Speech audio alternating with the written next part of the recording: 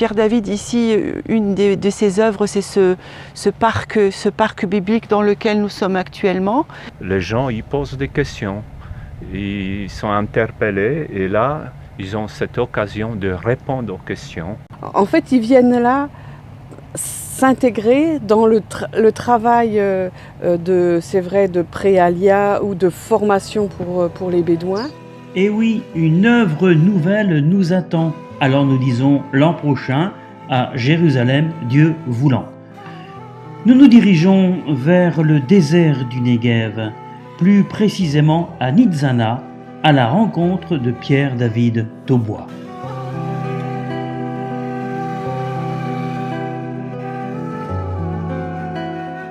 Notre chauffeur Tadeusz a tenu le volant toute la journée. C'était une première pour lui en Israël.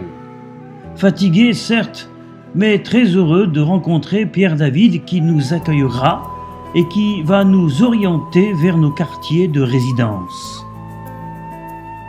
Il faut se restaurer avant de passer notre première nuit à Nitzana. Comme vous le constatez, nous ne sommes pas les seuls. Et oui, il y a du monde à Nitzana. Pierre David nous en dira plus dans ce reportage. Je pense à la conversation qu'on a eue ce matin avec Pierre David et qui disait que sa présence ici à Nitzana, c'était un témoignage, mais par sa vie. Et oui, rempli de vie. Et Pierre David se rend disponible pour nous faire visiter ce village fondé jadis par un homme connu dans l'État d'Israël.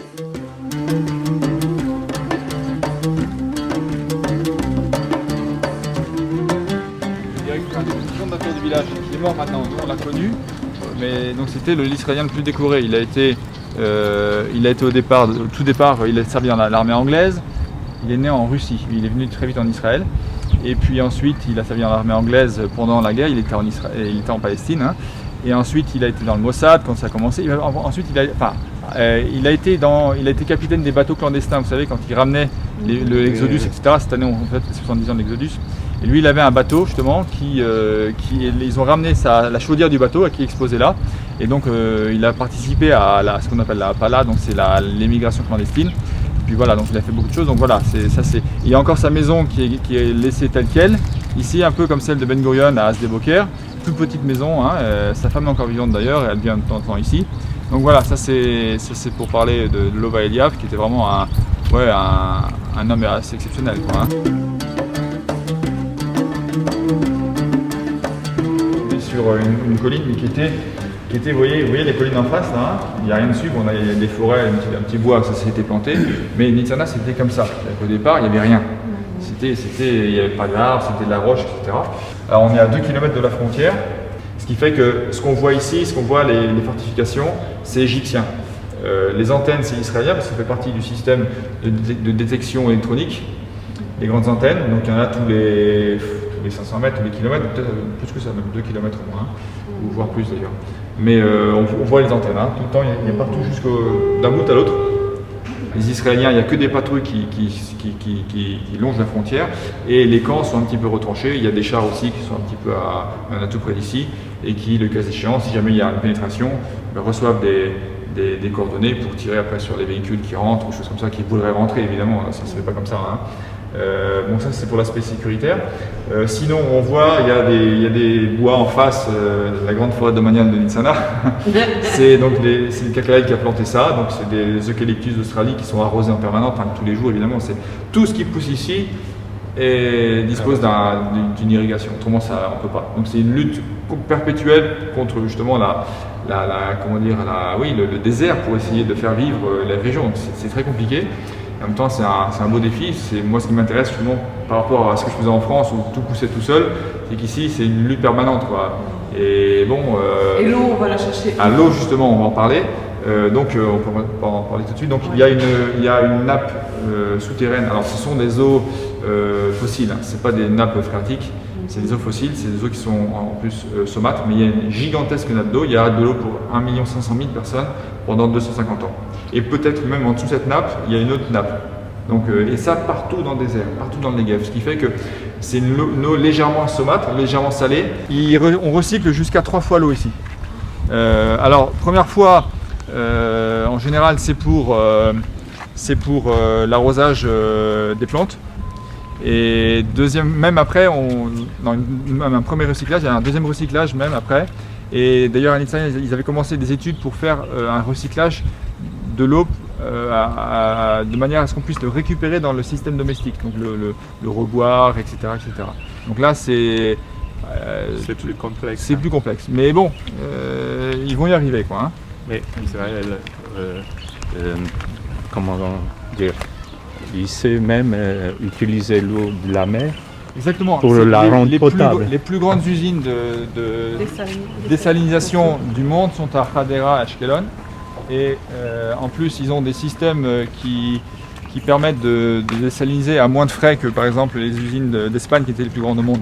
Donc maintenant, autrefois, jusqu'à il y a peu en quelque sorte, hein, jusqu'à la fin de la crise de l'eau, parce qu'il y a eu une crise de l'eau pendant 14 ans, 15 ans, peut-être même voire plus, dans le Moyen-Orient. C'est-à-dire qu'il y a eu une sécheresse énorme.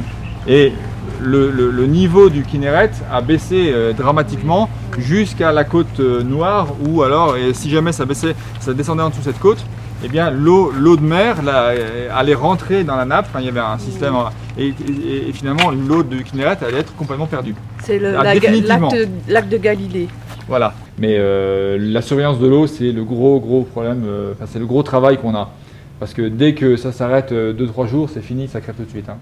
Ça, c'était les 2 premiers bâtiments de l'école de Ulpan, donc pour les nouveaux immigrants. Voilà. Donc on avait un groupe d'Éthiopiens et une autre année, c'est un groupe de Russes. Maintenant, il n'y a plus d'Éthiopiens, c'est que des Russes. Enfin, des Russes, des russophones. Et après, il y a eu cette école là-bas qui a été construite. Oui. Mais aujourd'hui, donc les Bédouins ont récupéré toute l'école et donc les Russes sont retournés dans leurs anciens bâtiments. Alors, ce qui est intéressant, c'est que ce bâtiment-là, on a eu il y a quelques années un programme pour les Érythréens, les enfants érythréens. Oui, j'ai vu. Voilà, bon. Et en fait, donc nous, c'est vrai que beaucoup de chrétiens ont réagi à la condition de ces enfants-là. Et donc nous, on a géré tous ces dons-là. Et on a apporté quand même sur 3 ans 65 000 € à peu près, hein, ce qui est pas mal quand même hein, pour un petit. Et finalement, avec cet argent-là, on a payé en partie la rénovation de tout ce bâtiment-là, qui était pour les Érythréens au départ.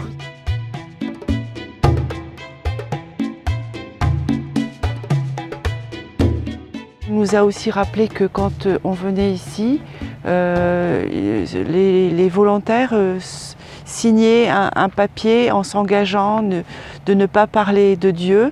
Donc en fait, on n'a pas le droit de faire prosélytisme et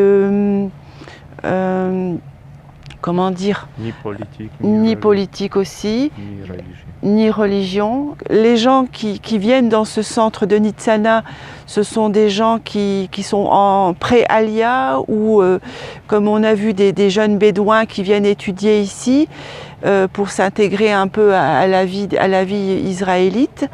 Quand on leur fait visiter, c'est là où ils peuvent poser des questions et là on peut parler. Donc je pense que c'est quelque chose de très important. Vous êtes là depuis combien de temps? Moi depuis janvier. Janvier. Et moi le 15 septembre. 15 septembre. Alors comment vous vivez ça? C'est Israël, on est bénis d'être ici. On est bien. Ouais. Ouais. Donc un autre tour la prochaine fois? Comment? Vous comptez rester longtemps ici? 6 mois. 6 mois, ouais. Le plus longtemps possible. Le plus longtemps possible. Ouais, vous avez le sourire, on sent que vous êtes béni, hein? Oui. Eh bien, que Dieu vous bénisse et puis bon courage dans vos investigations. Dieu vous bénisse également. Merci. Alors, ils sont pris en charge pour tout par le village. Logement, nourriture. Même quand on reste à long terme, chaque mois, c'est légal. Hein. C'est de l'argent qui correspond à l'argent de poche. Ils ont à peu près 100 €, c'est pas énorme, enfin, c'est ça. Donc voilà, après ils sont. Donc nourris, blanchis, voilà, logés, exactement. Et puis un peu d'argent en plus, donc voilà, c'est. Ouais. D'accord. Okay. Est-ce que parmi elles ou parmi eux, certains ressentent une sorte d'appel pour rester et rentrent dans la vision? Ouais, là, Séverine, elle veut. On a eu quelqu'un qui est resté 2 ans, qui est resté 2 ans ici à Nitzana, qui est parti là il n'y a pas longtemps, Sylvain.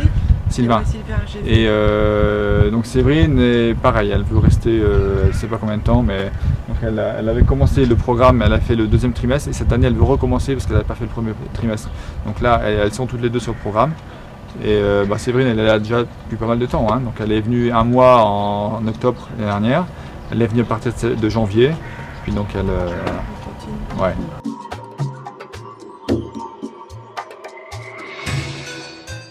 On a 2 routes.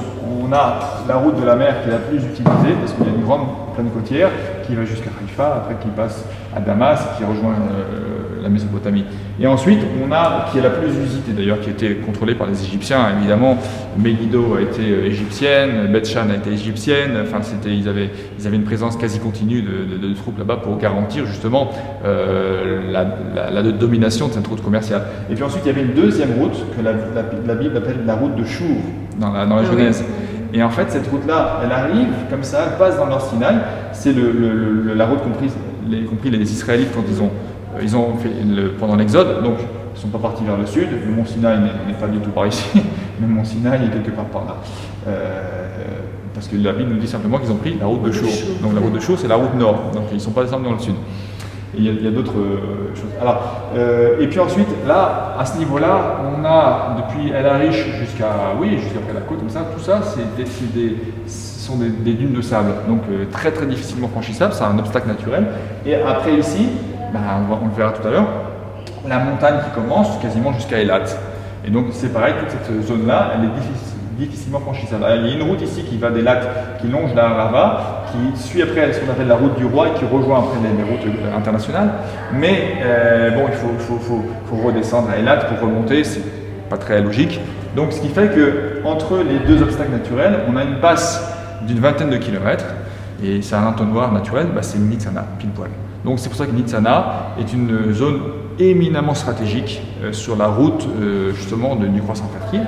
Et ce qui fait que de tout temps, cette région, qui est relativement fertile en plus, c'est une région de désert, mais enfin, ça n'a jamais été vraiment désert. Hein. Depuis la préhistoire, il y a des gens qui vivent là, et pour cause.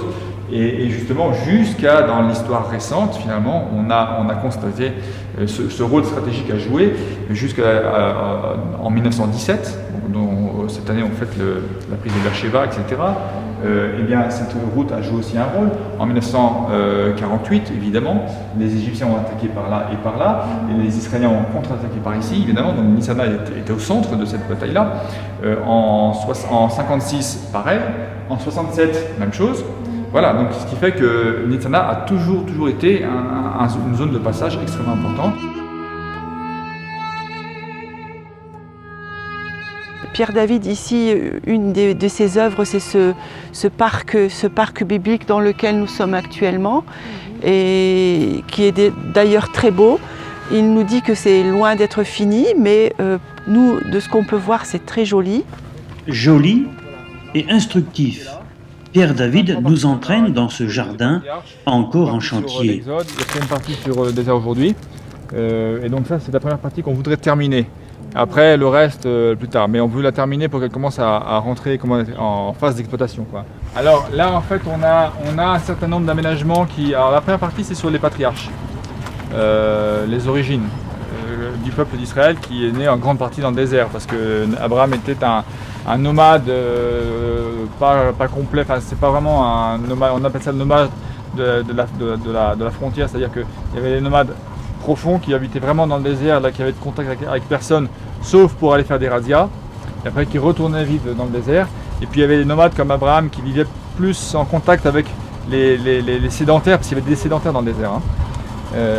Et donc voilà, donc on a une tente, on a un certain nombre de choses qu'on va voir. Ici c'est une porte d'une ville. On sait qu'Abraham a été beaucoup en relation avec la ville de Beersheba. Donc on appelle ça la porte de Beersheba, qui est faite sur le modèle de ce qui se faisait à l'époque, hein, en terre crue, des briques de terre crue. Donc là, elle n'est pas finie évidemment, elle est encore en construction, mais c'est long, il faut faire les briques, etc. Donc pour l'instant, elle est un peu en stand-by, mais on la finira bientôt. Sur la porte, il y a aussi beaucoup de choses à dire. C'était un lieu extrêmement important dans la culture d'époque. Non seulement un passage, c'était aussi un symbole spirituel. Il est dit d'Abraham, tu posséderas la porte de tes ennemis. Et la porte, c'est là où siégeaient. D'abord, les gens passaient par là, c'était le filtre. Et puis ensuite, c'était là où siégeaient aussi les notables, parce que c'était là justement où les nouvelles arrivaient. Quand l'internet, c'était la connexion Wi-Fi, c'était là. Si on voulait avoir les nouvelles, on venait à la porte, et donc les gens arrivaient là. Donc il y a beaucoup de choses qui se passent à la porte.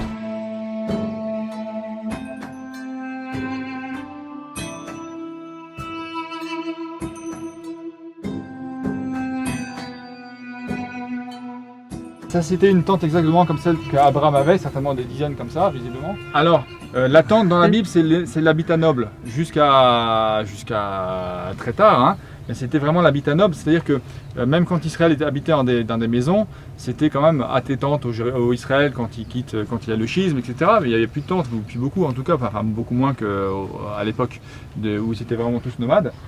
Et alors, en même temps, il y a beaucoup d'enseignements, on pourrait parler longtemps, je ne veux pas le faire parce que on doit continuer la visite, mais il y a énormément de choses à dire sur la tente, au niveau spirituel, Abraham, etc. Et notamment Abraham, comment dire, ce qui faisait sa spécificité, c'était l'hospitalité. Ouais. Et donc il y a plein de midrashim, de traditions juives qui racontent justement comment il se servait de la tente pour aller bien au-delà des codes d'hospitalité qui étaient en vigueur, parce que c'était codifié, il y avait une hospitalité minimale qui était importante, parce qu'on est en désert et on n'a pas des auberges à tous les coins de rue, mais Abraham allait bien au-delà.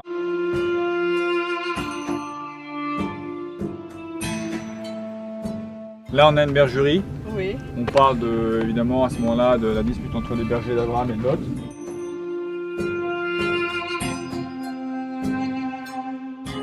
C'est très intéressant, très intéressant. Là, on découvre à quoi ça ressemble, le parc biblique. Donc, c'est très intéressant. Comme dans les temps bibliques, un puits a été reconstitué. Éventuellement, enfin voilà, c'était un lieu social, c'était important. Puis spirituellement aussi, évidemment, l'eau c'est la vie et sans eau dans le désert, c'est une évidence. Voilà, donc on peut parler énormément sur ce sujet-là. Donc c'était essentiel. Donc ça c'est quelque chose qu'on a fait dès le début d'ailleurs. C'est un des premiers éléments qu'on a fait ici.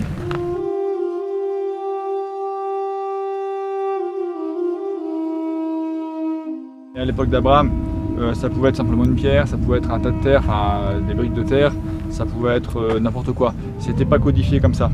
Là c'est vraiment l'autel israélite avec les cornes. Maintenant, quand on trouve des autels ronds, on sait que c'est pas israélite. Parce qu'il fallait que ce soit donc la pierre soit carrée, la pierre non taillée, etc. Et notamment avec les fameuses cornes. Donc on a fait le modèle classique pour que ça frappe un petit peu l'imagination. Mais c'est évident qu'Abraham n'a pas fait il faisait des autels partout, c'était aussi un signe de conquête spirituelle, mais il n'a pas fait des autels de ce type-là, ça c'est sûr. Donc on a reconstitué une petite Sodome et qui est destinée justement la nuit à subir les foudres du jugement de Dieu. Donc il y aura un système pyrotechnique justement qu'on a commencé à installer là et on doit avoir des flammes et puis des fumées et puis notamment aussi une pluie de feux d'artifice qui vont tomber dessus pour la faire brûler. Voilà. Donc ça, ce sera pour la visite nocturne. Donc tout ça avec de la musique, avec toute l'histoire biblique qui va être citée, déclamée par. Donc voilà, c'est quelque chose vraiment qu'on prépare.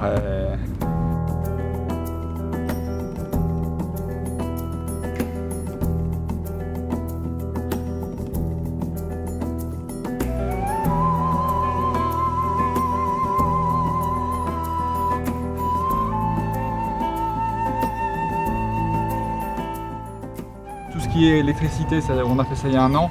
Et là, c'est un professionnel, c'est un directeur de centrale électrique en France sur le Rhône qui est venu d'Avignon, qui est venu m'installer ça. Donc lui, c'était vraiment grand spécialiste. Donc c'est vrai qu'il m'a fait un réseau très propre et impeccable. Et donc on a des lumières partout. On a dans la cabane, donc il faut qu'on fasse des fenêtres encore, mais on a ce sera la régie pour le son et lumière. Parce que je vois, il y a des chambres, des tirages. Oui, il y a des voilà. Ça, on les a ouverts parce qu'on va on va les ouvrir. On les a ouverts parce qu'on veut faire justement repasser des câbles pour des nouvelles choses.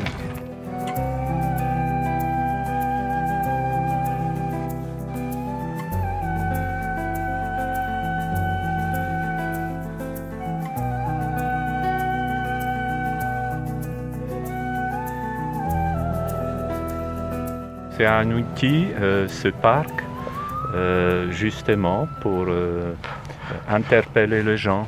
Ils posent des questions, ils sont interpellés et là, ils ont cette occasion de répondre aux questions et parler, voilà, témoigner d'une manière avec sagesse. Ils vivent depuis 12 ans, si je ne me trompe pas, ici.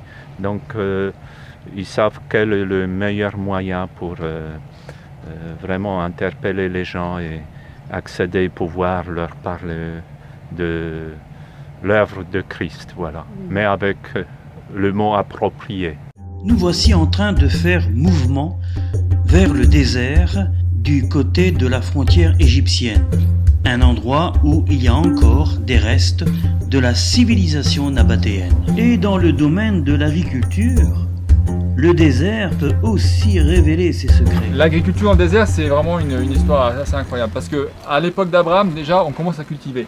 Abraham, il connaît la culture. Mais d'ailleurs, on dit que l'agriculture a commencé au Moyen-Orient. Bon, en tout cas, c'est vrai qu'il y a eu et notamment dans la région ici. Alors, on sait qu'Abraham était surtout berger, enfin, je veux dire, il était éleveur, mais aussi à ses heures, il pouvait être cultivateur. C'est-à-dire que, en fait, dans le désert, la terre est très sèche, très dure. Il n'y a quasiment pas de végétation, donc l'eau ruisselle, elle ravine et elle part dans les nahal, dans les rivières qui se remplissent et en quelques heures, hein, et qui peuvent juste durer quelques heures et qui partent à la mer après. Simplement, dans les endroits où c'est plat naturellement, eh bien, l'eau, quand elle stagne, quand elle peut stagner, elle va pénétrer dans le sol. Et le sol va garder cette eau-là pendant tout l'été. C'est-à-dire que, vous voyez, ici, il y a de la végétation qui est en mode survie. Ouais. Ici aussi. Ouais. Dans les parties basses, là. Et voilà. Pourquoi il y a de la végétation là et pas ici? Parce que là, ça stagne. L'eau stagne à cause d'un certain nombre de choses. Ça peut être des cailloux qui font naturellement barrage, etc. Et Abraham, quand il voyage, il arrive dans un endroit, à l'époque des pluies, et il voit qu'il pleut tout à coup. Et il voit un endroit où c'est comme ça, l'eau a stagné. Alors il défriche, il voit la verdure, il défriche. Et il sème à la place. Il remue, il sème, et il s'en va. Et il sait que l'eau qui est dans le sol va permettre, même s'il pleut plus après, à ce qu'il a semé, au blé, de sortir. Et c'est pour ça que finalement, on voit des fois des arbres qui poussent de manière isolée. Pourquoi? Parce que justement, en fait, cette eau-là, même pour ces plantes-là, cette eau-là, elle va servir, elle va tomber, dernière pluie, c'est quoi? C'est avril, hein, et de avril à janvier quasiment, eh bien ces arbres-là vont vivre, ou ces plantes-là vont vivre avec l'eau qui est tombée en hiver. Connaisseur et passionné au fil du temps, Pierre David donne l'impression de décortiquer le peu de végétation dans ce désert. Alors, il y a deux sortes de cultures. Il y a la culture, ce qu'on appelle les cultures sèches. Les Nabatéens repèrent un endroit où c'est très plat, comme derrière là-bas. Bon, naturellement plat. Alors, ce qu'ils vont faire, s'il y a une vallée comme ça, par exemple, une vallée comme ça, eh bien, ils vont mettre des murets tous les 50-100 mètres, comme ça, pas plus haut que ça, pour retenir l'eau encore davantage. C'est déjà plat, mais si on peut au maximum faire en sorte que l'eau stagne et qu'elle pénètre dans le sol. Bon. Et s'il a plu, ils vont semer. S'il pleut pas, ils ne sèment pas. Ça, c'est les cultures sèches. Maintenant, il y a les fermes comme ici, c'est différent. Et là, toute l'année, il y a des vignes, il y a des arbres fruitiers, etc. Et on sait que le vin nabatéen, c'est le Saint-Émilion de l'époque. Si on veut vraiment régaler l'empereur à Rome, on vient chercher du vin du Negev, à l'époque nabatéenne. C'est pareil à l'époque d'Abraham, le vin est excellent. La culture de Canaan est une culture à l'époque d'Abraham à son apogée, et ils font un vin absolument excellent. Mais là, le vin nabatéen est ultra reconnu. Il y en a une qui est très grasse et l'autre qui n'est pas grasse du tout. C'est celle-là d'ailleurs, c'est pas la bonne. J'en ai au parc, je vous montrerai demain. Mais ça s'appelle pas du Yafrou, c'est du Mitnan, voilà. Et en fait, c'est une plante. C'est la salicorne en fait, hein. Mais celle-là elle n'est pas grasse, hein. Je vous montrerai la vraie plante. Mais quand on prend cette plante-là, voisine, donc celle-là, et elle est pleine de potasse et de soude à l'intérieur. Et quand on l'écrase, on met de l'eau, on fait de la mousse, du savon. Et les Bédouins ont fait du savon, ça pendant très longtemps. Et il y a un texte, je crois que c'est Ésaïe, qui dit que quand bien même vous laveriez vos cœurs avec de la potasse, vous n'enlèveriez pas les péchés pour autant. C'est pas tout à fait les termes, je me souviens plus, mais enfin. Et pourquoi? C'est cette plante-là, la potasse, c'est ça. La potasse, c'est ça. bon. C'est cette plante savon.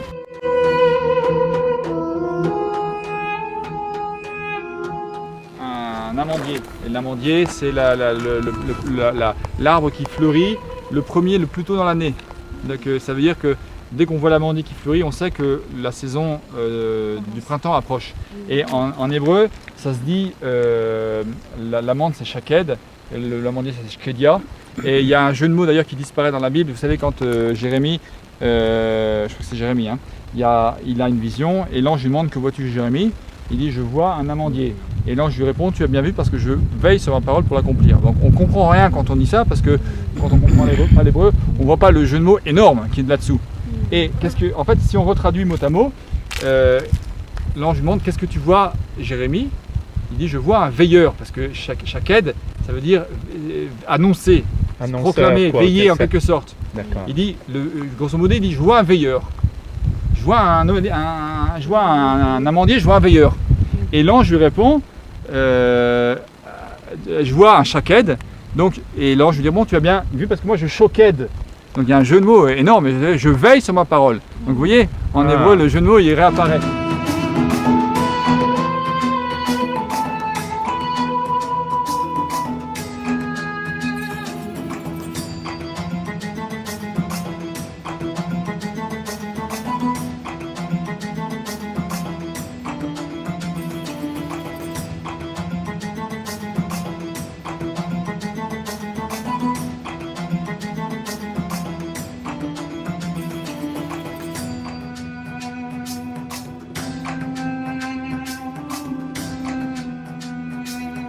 Les plantes du désert peuvent nous impressionner. Une, en particulier, peut servir à confectionner des cordes solides. Pour battre les chameaux, pour attacher les tentes, pour tout faire. Et quand c'est tout frais comme ça, c'est ultra résistant. Même les soldats, quand ils étaient pris dans les sables, israéliens, ont fait des cordes avec ça pour se tirer. Ils ont réussi à tirer des jeeps comme ça. Ouais. Et c'est pour ça que quand ça sèche, par contre, ça perd de sa résistance. Et c'est cité indirectement dans la Bible, notamment dans le livre des Juges avec Samson, quand il est dit qu'il a été attaché avec des cordes fraîches. Pourquoi fraîches? Parce que fraîches, c'est indestructible. Moi j'en ai fait à la maison, mais qui sont maintenant assez vieilles. Mais enfin voilà, c'est plein d'une sève qui est toxique, encore une fois, il faut faire attention. Et oui, le désert mérite toute notre attention. Même pour la conduite. Il doit y avoir compatibilité entre le chauffeur, le véhicule et les pistes du désert. Bravo Tadeusz.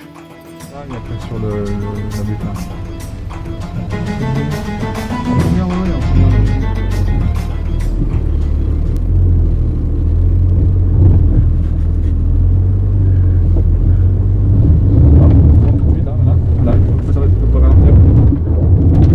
Voilà, c'est bon. Tout droit.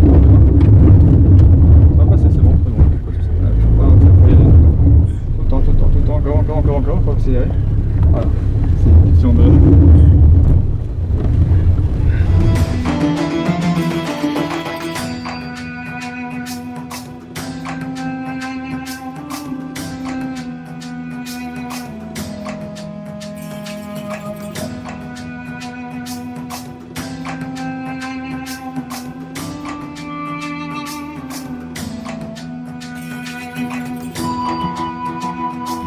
La route elle s'arrête là-bas. Ça c'était la route turque. À l'époque des Turcs, ils ont construit un village sur les ruines de Nitzana, ils avaient construit un village militaire. Et là, la route qu'ils avaient faite, c'était une route comme ça, c'était pas goudronné à l'époque. Hein. Les Anglais l'ont goudronné, mais ça c'est la route turque qui allait jusqu'en Égypte, là, enfin qui passait la frontière.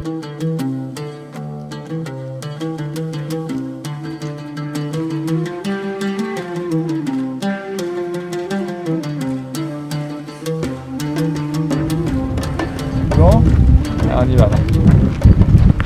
Le désert révèle toujours ses mystères. Des plantes, par exemple, qui donnent de l'eau. Comme ça, et si vous en prenez un, vous le percez, vous l'écrasez, regardez. Il y a plein de vie. C'est plein d'eau dedans. Ouais. Alors Ouais. l'hiver, il a des feuilles, il fleurit avec de petites fleurs blanches, mais l'été, il se referme complètement.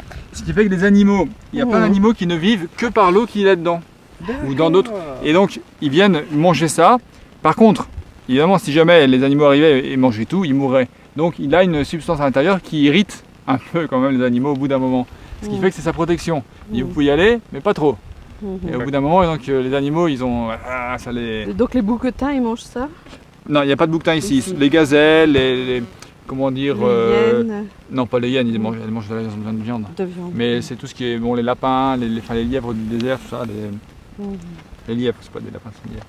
Mais beaucoup les gazelles. Les gazelles mangent beaucoup ces choses-là. Ça et d'autres, évidemment. Dans le désert, il n'y a pas que des cailloux. Il y a autre chose. C'est de la craie qui apparaît. Donc ça c'est de la craie, tout ça c'est de la craie. Donc peu à peu, tout ce paysage-là, il va blanchir complètement au fil des années parce que le marne commence à réduire de plus en plus, la couche marneuse, et laisse apparaître justement la craie qui est en dessous.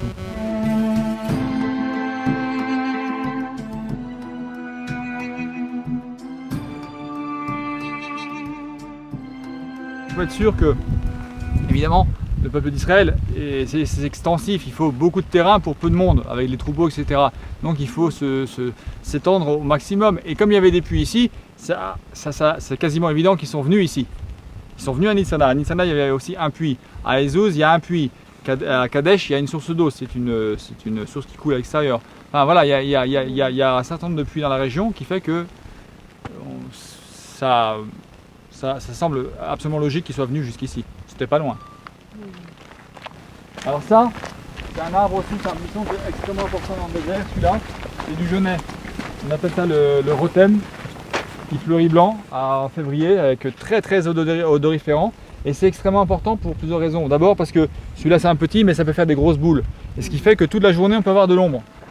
Et en fonction du soleil qui tourne. Et Eli qui est venu donc après Beersheba, une journée de marche après Beersheba, s'assoit sous un genêt. Pourquoi sous un genêt? Pas pourquoi sous un zygophyllum, parce qu'il n'aurait pas eu beaucoup d'ombre. Et il n'avait pas beaucoup de choix non plus. La Bible parle aussi du charbon qu'on peut tirer à partir de cet arbre-là. Et puis aussi, chez les nomades, jusqu'à aujourd'hui, jusqu'à peut-être plus aujourd'hui, mais enfin récemment, c'est un arbre aussi à la fois qui avait au niveau social, qui avait son importance.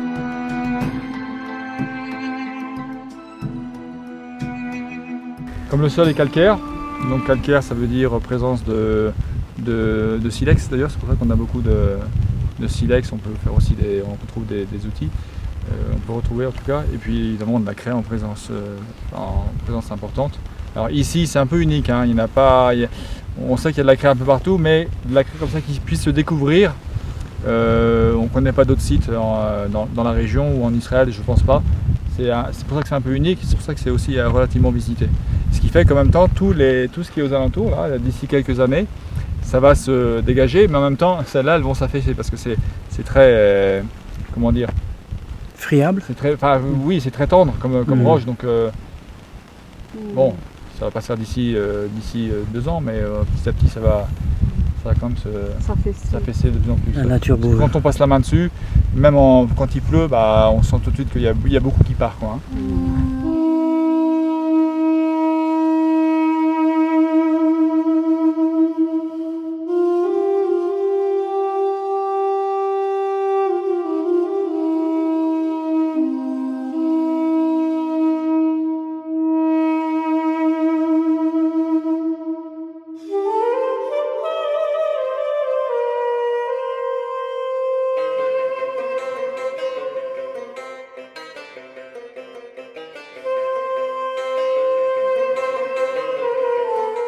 Au départ, j'ai eu un petit peu de mal pour comprendre quels étaient le pourquoi en fait de Pierre David et son épouse. La vision, l'objectif. L'objectif, oui, ici de leur travail. Et en fait, au fur et à mesure, j'ai compris. En fait, ils viennent là s'intégrer dans le travail de préalia ou de formation pour les Bédouins. Et eux, ils s'occupent plutôt des activités, on pourrait dire, périphériques tels que justement l'aménagement du village, l'entretien des jardins, enfin, des arbres, des espaces verts. Et des logements aussi. Et puis donc tout le ménage au niveau des logements. Et c'est vrai que quelque part on pourrait dire c'est un travail qui n'est pas facile, qui doit se faire dans l'humilité, mais je me dis, mais n'est-ce pas Jésus quelque part qui était dans la prophétie de Ésaïe 53, qui pouvait imaginer ce Jésus, qui n'était pas forcément beau, je ne sais pas si on pourrait dire ça, mais c'est par lui que Dieu allait faire les choses. Et pourquoi pas ici, donc le couple Taubois, Dieu peut se servir de ce couple au milieu de ce grand village et au milieu de tous ces jeunes qui viennent faire leur préalia ou alia ou les autres pour leur formation, Dieu peut se manifester. Et je me dis, voilà un beau témoignage en réalité. Et en fin de parcours, là, au bout de 2 jours ou 3 jours, j'ai enfin compris le pourquoi de ce qu'ils sont, pourquoi ils sont venus ici. Moi, c'est la première fois depuis que je suis ici où mon gant de toilette s'est séché en 2-3 heures. Ici, là ? Oui. Bon, allez, que Dieu nous protège des scorpions, des serpents, des mouches. Les Égyptiens. Non, ils sont là-bas en face.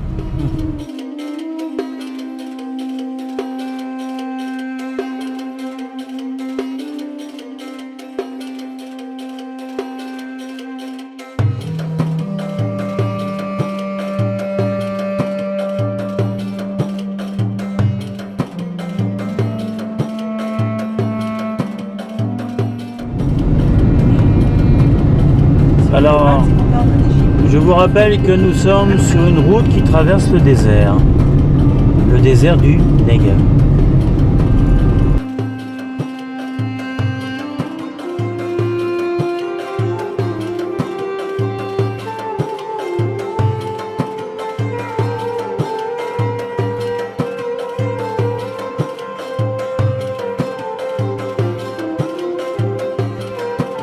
On s'approche de l'oasis. Pour l'instant, c'est de la pierre, on va dire des cailloux. Température extérieure 34 degrés. À 17h10 là, oui. Heure locale. Et nous roulons à une vitesse de 52 km, 54 pardon. 54, voilà. La route est modérément bien.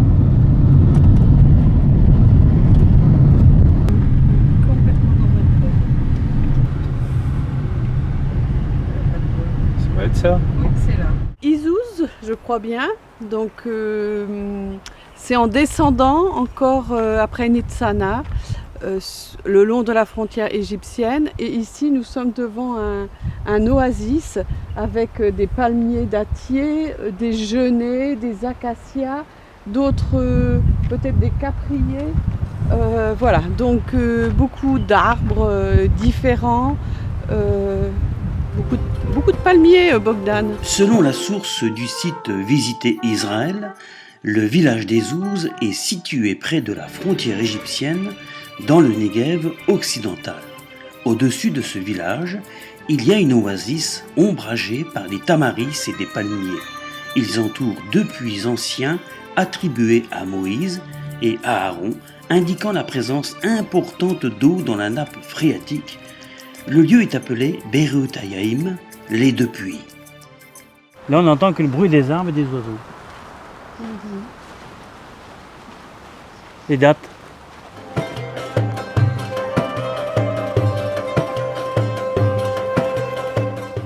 On imagine Oasis, c'est ce qu'on voit à la télé, dans les films, mais bon, on n'est pas dans les sables là, c'est la roche, c'est apparemment différent, mais beaucoup de végétation, des arbres. Et donc justement, comme l'arbre il est gros, on se pose la question où il trouve l'eau. Donc sûrement dans cette oasis, dans la terre. Mais en tout cas, il y a un puits et on boit de l'eau. Tu as bu toi? Non, Pas on peut pas boire cette eau parce qu'il y a de l'eau en effet, mais elle n'est pas propre. Et donc s'il y a de l'eau, ça signifie qu'il y a une source. Et Merci la mouche. Elle revient. Et donc c'est à cause de cette source que ça inonde certainement tout ce petit quartier-là, tout ce secteur, et que vraiment c'est vert. Les feuilles d'acacia.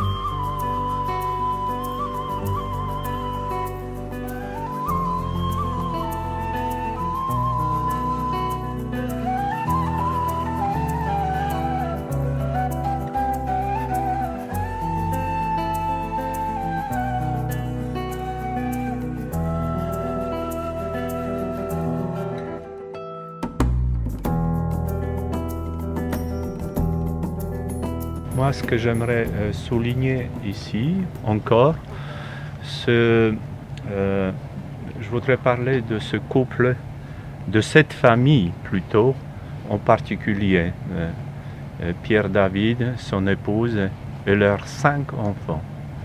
Pour tenir bon, et ils ont vécu certaines expériences difficiles, il faut vraiment avoir la vision claire. Pour tenir bon, on n'improvise pas. Voilà. Ça, pour moi, c'est très clair, parce que c'est pas facile. Ils ont de petits-enfants, de plus grands à tout âge, finalement scolarisés. C'est pas évident. D'autant plus que finalement, ils n'ont pas de revenu fixe, quelque chose qui leur permettrait de vivre tranquillement. Donc ils doivent compter beaucoup sur le Seigneur. Et voilà.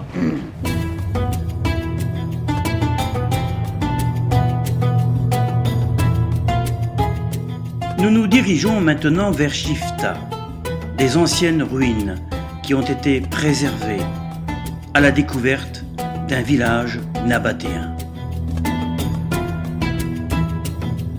Les Nabatéens, un peuple passionnant. Originaire d'Arabie, ce peuple de nomades est venu peupler Israël pendant la période perse vers le IVe siècle avant Jésus-Christ. Nous sommes dans un village nabatéen, d'accord? Donc là, on vient d'arriver et on va découvrir au fur et à mesure.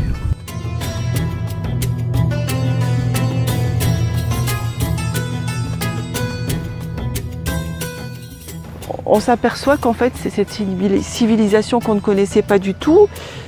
Ils étaient bien en avance sur leur temps. À Shifta, on s'est aperçu que finalement, dans ces maisons, il y avait déjà de l'eau. Il y a des siècles en arrière.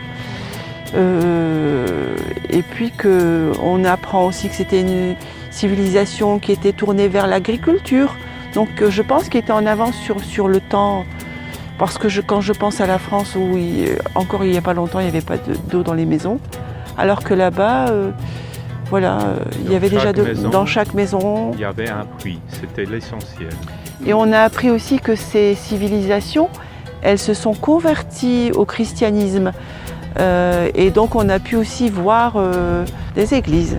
Puis finir par se disperser avec l'invasion arabe en 638. Encore une porte ici. Derrière moi, une porte. Une porte comment? Encore une porte d'une maison nabatéenne. On va dire ça comme ça.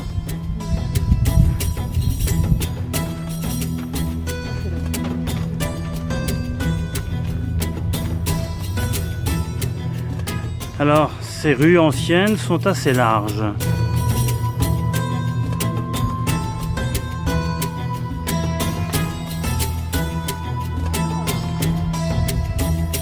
Alors ici ici est l'endroit le plus agréable. Nous sommes au frais avec un léger vent. Autrement, pour l'instant, la maison n'est pas couverte et donc il y a énormément de soleil. C'est intéressant parce qu'on voit des belles arcades. Là, derrière nous, il y en a plein aussi. Là, c'est le coin du puits. Apparemment, tu vois, ils devaient monter sur des escaliers pour aller au puits. Il y a encore des grosses bassines, je vois aussi à pierre, ou peut-être utilisées pour se laver ou laver les mains.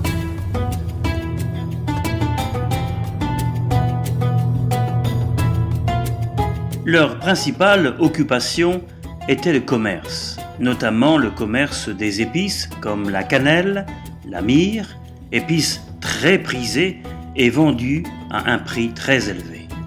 Et la route des épices, longue de 2400 km, reliait leur capitale, Petra à Gaza, en passant par plusieurs stations dans le Negev, parmi elles Shifta, Nitzana.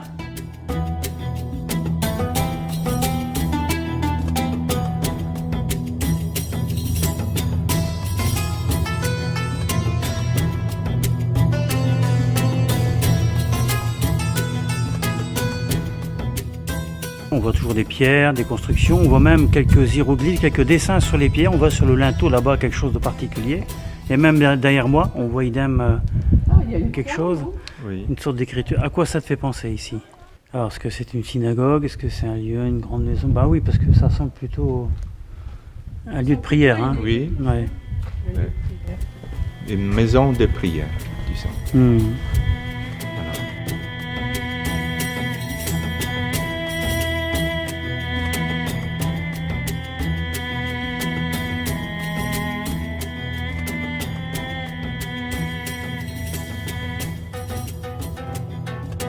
Ici, c'est la maison du gouverneur, donc de celui qui organisait certainement toute la vie de la cité.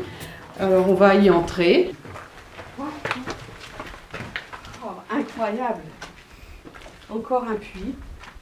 Donc, chaque maison, il y avait un puits. Incroyable. Donc, dans ce village qu'on a visité, ils estiment que c'est à peu près entre 2000 et 6000 habitants, je crois. Et Grand village. Un grand village, oui. Et dans ce village, il y avait quand même 3 églises. Une église au nord, une église au sud et une église centrale. Et il y avait même une genre de piscine.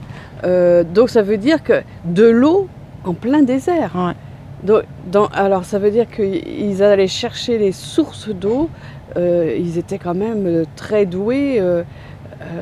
C'était une civilisation, oui, très avancée, comme disait Lydie, vraiment très avancée. Très avancée concernant irrigation, si on peut appeler ça. Oui. Savait comment récupérer le moindre goutte d'eau qui tombait. Et parfois c'était très très peu d'eau. Et ils arrivaient à orienter, à canaliser vers un terrain qui était plat, assez bas, et là-bas cumuler cette eau, et lorsqu'il y avait de l'eau, ils pouvaient s'aimer et voilà, faire l'agriculture de cette manière-là. S'il ne pleuvait pas, ils ne s'aimaient pas. Ce que Abraham faisait probablement de la même manière. Oui. Pour ne pas perdre la semence. Voilà. Le Nitzana, toute cette région du Negev ici, c'était un peu le chemin qu'a suivi le peuple israélite quand il a quitté l'Égypte.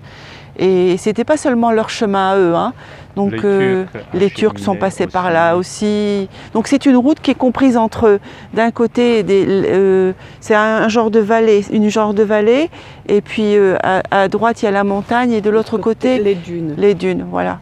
Et donc dans la vallée, tout le monde passe et c'est un passage. Le chemin de Chour. Voilà. Chour.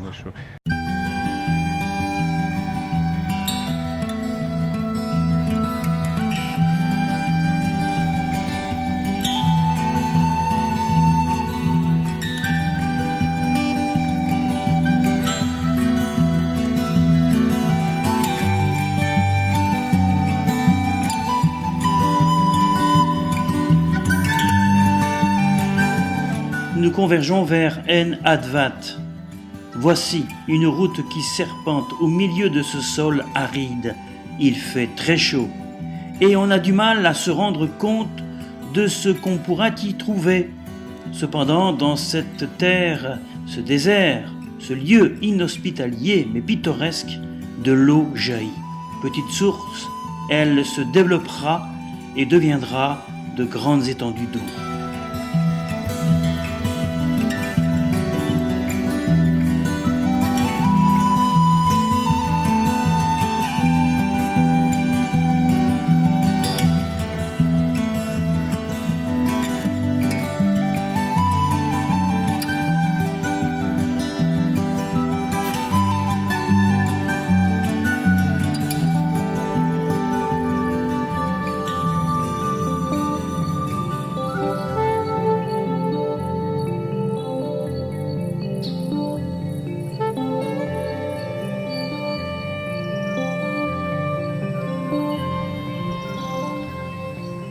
Alors Thaddée, on est dedans? On est dedans. C'est super là. Impressionnant. Ouais.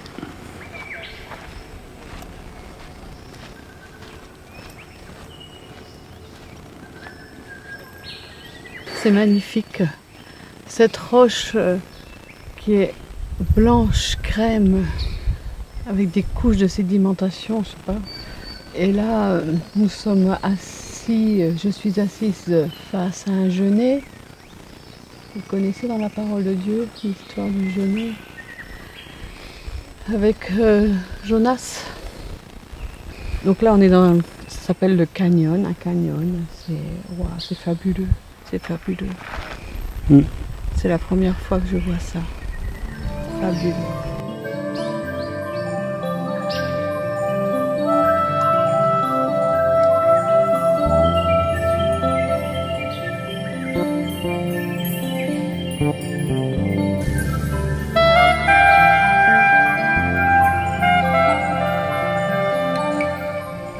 Voilà le canyon, on y est depuis un certain moment.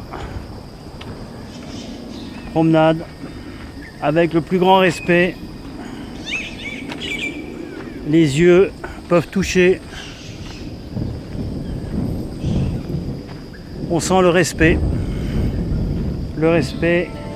de Dieu.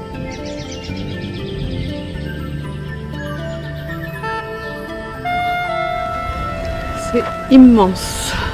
Devant moi, les rochers sont très hauts. On est tout petit, quoi. Mais ils ont bien fait ça pour arriver jusque là, avec les petits sentiers, les arbres qui nous donnent de l'ombre. Je ne sais pas ce que c'est que cette pierre incroyable qui est juste là. Wow.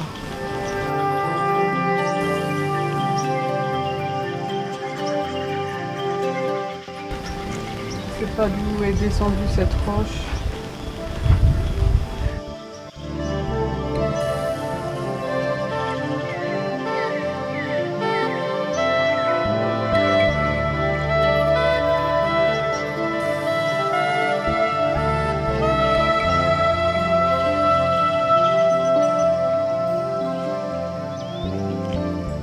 C'est un canyon et une source au milieu du désert. Il s'agit d'un parc naturel gardé et protégé pour sa faune, sa flore et sa richesse géologique.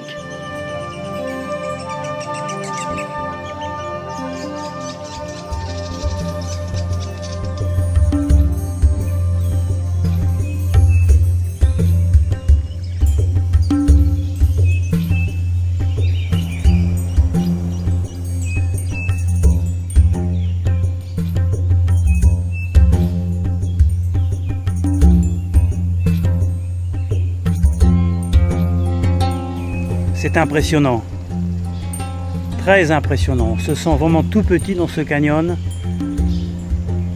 Il y a des histoires à raconter. Ces murs de pierre ont des choses à nous dire, si elles pouvaient parler. Et Jésus l'a presque dit. Hein. Et voilà. Et dans ce canyon, eh bien, il y a un peu d'eau, de l'eau. Un peu qui stagne là, mais ça coule, ça coule.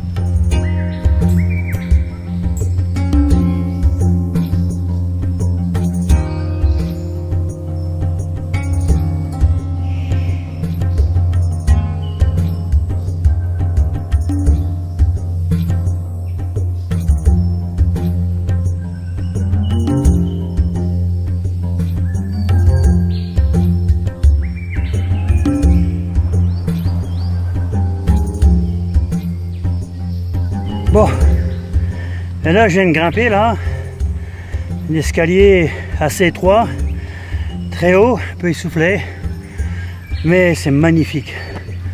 Donc je suis sur les hauteurs, mais je ne suis pas encore en haut. Je grimpe encore un petit peu, mais ça vaut le coup. Ah, il faut du souffle, moi pas trop, mais ça va, hein. Une petite piste, dirais-je, en pierre. C'est très étroit pour y mettre ses pieds. Donc il faut être un peu prudent, ne pas buter, pas trébucher. Vous pourrez facilement tomber là sur la gauche. La lumière est très agressive. Je vois à peine mon écran smartphone malgré mes lunettes de soleil. Et puis il faut mettre la casquette, le chapeau, ça va de soi, hein. Ça chauffe.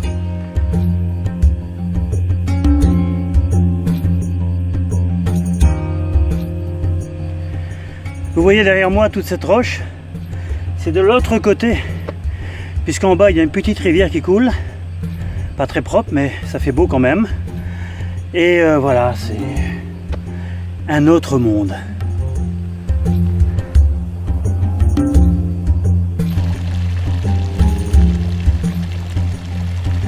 Je suis au bord de la chute, derrière moi, quelques pas en arrière, et je peux y tomber facilement, mais ça va. C'est très beau, c'est très beau.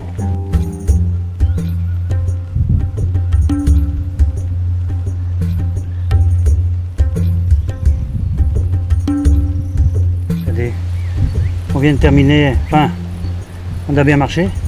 Oui, on a bien marché. On a vu plein de choses. La nature enseigne. Ouais, c'est magnifique, c'est beau. La création de Dieu, c'est vraiment super. On est vraiment dans le canyon, mais déjà en hauteur, hein. On a remonté la cascade, Ouais. sur le côté. Puis nos femmes, elles sont quelques dizaines de mètres plus bas, À l'ombre. à l'ombre. Voilà. Nous, on est bon, pas au bout, hein. C'est Presque. la promenade parce que ça continue. Jusqu'à où, je ne sais pas, mais je crois qu'on va Presque. tout doucement redescendre. C'est super. Ah, c'est sûr qu'il y a des petits endroits un peu dangereux, ça glisse comme un petit escalier là. Et puis on croise des personnes, là, on se dit bonjour, on se connaît pas, on parle pas la même langue, mais on se comprend un petit peu sur le but de cette visite, hein. J'ai dit Israël, un beau pays. Un beau pays, nous sommes nous dans notre petitesse, face à un gigantisme extraordinaire. Ce pays tant convoité, mais dont Dieu protège cette terre. Ça lui appartient. Et tout ce qui constitue la faune et la flore font partie de la création de Dieu. Eux, ils ont des droits. Voilà. Écoutez, si ça vous dit un de ces jours, hein, vous venez. Hein. Voilà. On vous donne l'adresse.